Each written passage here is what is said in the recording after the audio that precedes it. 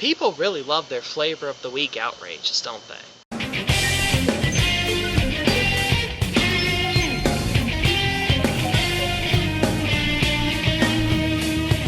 What I mean by flavor of the week outrages is a particular cause that people, the masses, quote unquote, adopt to get outraged about for a short period of time. Everybody knows what I'm talking about.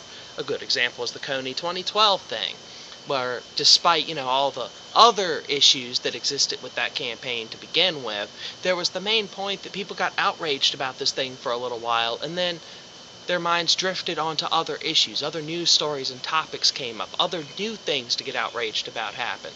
We see this in the case of, missing white girl syndrome. Everybody knows what I'm talking about there, too. Where, this woman went missing, or this girl went missing, and everybody's going to be outraged about it. Let's find her, whatever. And then drifts on.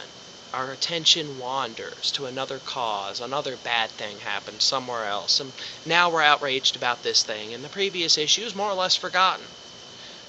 Which is basically the nature of the beast when it comes to humanity as a mass. We sort of have a ever-moving attention, and if things don't personally and directly relate to us, we often lose interest over time. It's not that we're callous or heartless, really. It's just that we adapt, we move on, we get used to things. We sort of just, unless it personally hits us in a way where we can't just inure ourselves to the feelings that it engenders in us, then we can inure ourselves. Over time, we get used to this idea of whatever happened.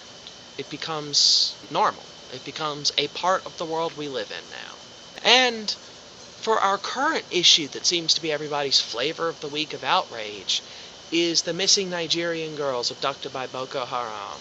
Now, this is a thing to be outraged about. This is a thing where people should be saying, hey, this is bad, we need to stop this.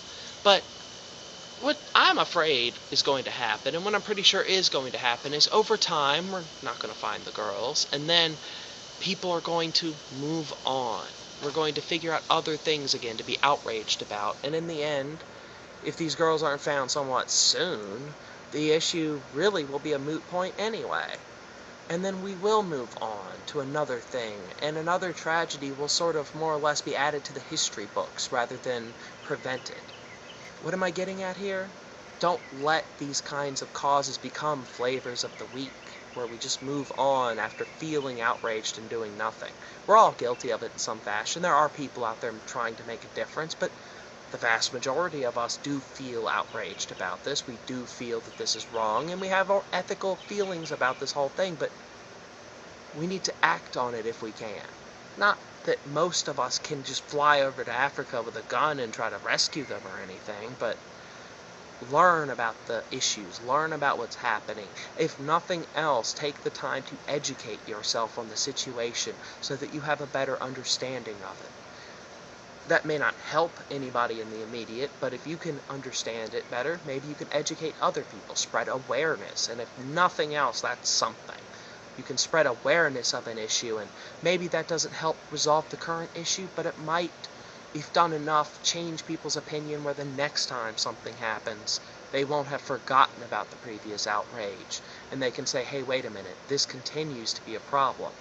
We can take this outrage from before and add it to now and do something about it.